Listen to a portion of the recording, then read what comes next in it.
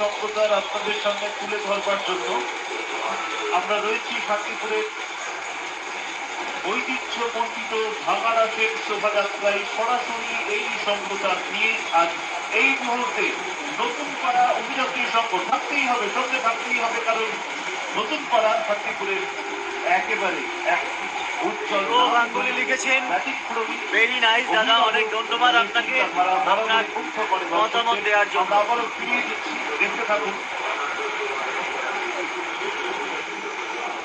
কি অসাধারণ উপস্থাপনা, একটি অসাধারণ, একেবারে মন কেড়ে নেওয়া।